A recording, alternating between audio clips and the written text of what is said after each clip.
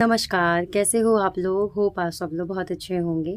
तो आज मैं बात करने वाली हूँ उपनिषद क्या होता है।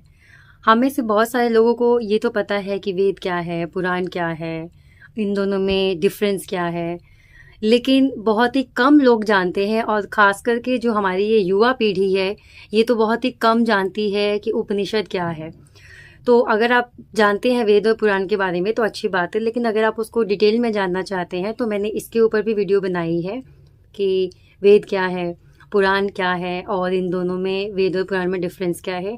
तो मैंने अपनी वीडियो का लिंक डिस्क्रिप्शन में दे रखा, आप जाके वीडियो देख सकते हैं। उसमें पूरे ही विस्तार से मैंने बताया है कि वेद और पुराण क्या है। तो अब हम बात कर रहे थे कि उपनिषद क्या है। हम में से बहुत सारे लोग उपनिषद के बारे में नहीं जानते हैं।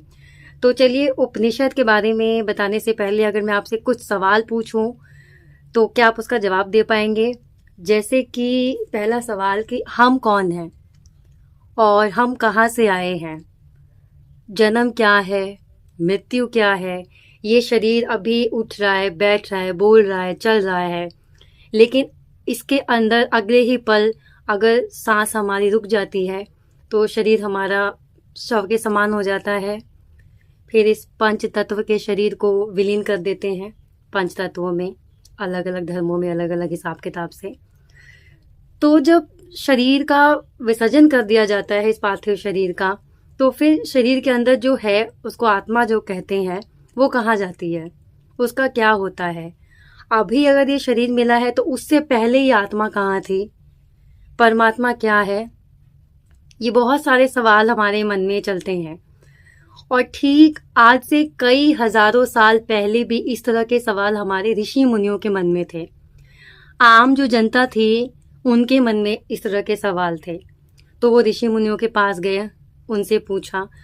और आम जनता से पहले ऋषि मुनियों के मन में ये सवाल थे। तो कहने का मतलब है कि आज से हजारों साल पहले ये सवाल लोगों के मन में था, हमारे ऋषि मुनियों के मन में था। और फिर उन्होंने इन सभी सवालों के जवाबों को खोजने की एक प्रक्रिया शुरू करी। उन्हें खोजा, तपस्या से, साधना से, और भी कई तरह से ज्ञान प्राप्त किए, खोजा। और खोज करके जो भी ये मार्मिक सवाल हैं, ऐसे सवाल जिसका उत्तर एक साधारण इंसान नहीं दे सकता, बहुत ही तार्किक, बहुत ही तथ्य हैं इन सब बातों में, और इस तरह का सवाल एक आम इंसान उसका जवाब नहीं दे सकता। तो हमारे ऋषि मुनियों ने उसकी खोज की, इन सभी तरह के सवालों की, और एक स्टॉक बनाया। उसको खजाना समझ लीजिए, एक स्टॉक बनाया। बस हम उसी स्टॉक को उपनिषद कहते हैं। अब जो मैंने आपसे सवाल पूछा उसी में जवाब मिल गया आपको कि हमारे जीवन से संबंधित जितने भी प्रकार के सवाल हैं, हमारे जन्म से संबंधित, मृत्यु से संबंधित, जन्म से पहले आत्मा कहाँ थी, हम कौन थे, कहाँ से आए हैं, जन्म के बाद तक का जीवन, कोई सुख भोग रहा है, कोई दुख भोग रहा है। अब आप देखिए कि एक इंसान है, कहते हैं कि इंसान का जीवन बहुत ही महान होता है, 84 लाख योनियों के बाद इंसान का जन्म मिलता है। लेकिन एक जो पर्सन है, बच्चा है, वो फुटपाथ पे पैदा हो रहा है। और एक जानवर है, आमतौर पे हम सब अपने घरों में रखते हैं, डॉगी, कुत्ता, वो बंगले में गया और वो वहाँ ऐशो आराम से रह रहा है। तो अब आपके मन में ये सवाल आता होगा कि एक इंसान का जन्म तो बहुत ही अच्छा होता है, कहते हैं कि बहुत ही कई जन्मों के पुण्य, जब कई सारी योनियों में भटकने के बाद हमारे पुण्य एकत्रित होते हैं तो कहीं जाकर के इंसान का जन्म मिलता है। तो वो फुटपाथ पे क्यों गया? और अगर कुत्ते का जन्म, जानवर का जन्म इतना ही बेकार है तो वो फिर बंगले में, कोठी में कैसे पहुंचा? तो ये सब कर्म है हमारे।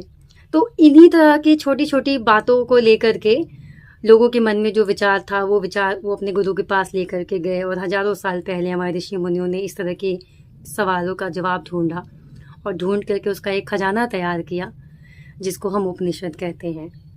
उपनिषद का अर्थ होता है गुरु के समीप बैठकर ज्ञान की प्राप्ति करना। उप का मतलब होता है पास, नी का मतलब होता है नीचे, और सद का मतलब होता है बैठना, यानी गुरु के पास नीचे बैठ करके ज्ञान की प्राप्ति करना। तो इसीलिए उपनिषद को वेदांत कहा जाता है। वो इसलिए वेदांत कहा जाता है क्योंकि वेदों में जिस तरह की भाषा लिखी हुई है और जिस तरह से बातों को समझाया गया है, तो वो समझ में नहीं आता। तो उसका आप समझ लीजिए सारांश, वेद का जो सारांश है ना, उसको सिंपल लैंग्वेज में उपनिषद में समझाया गया है।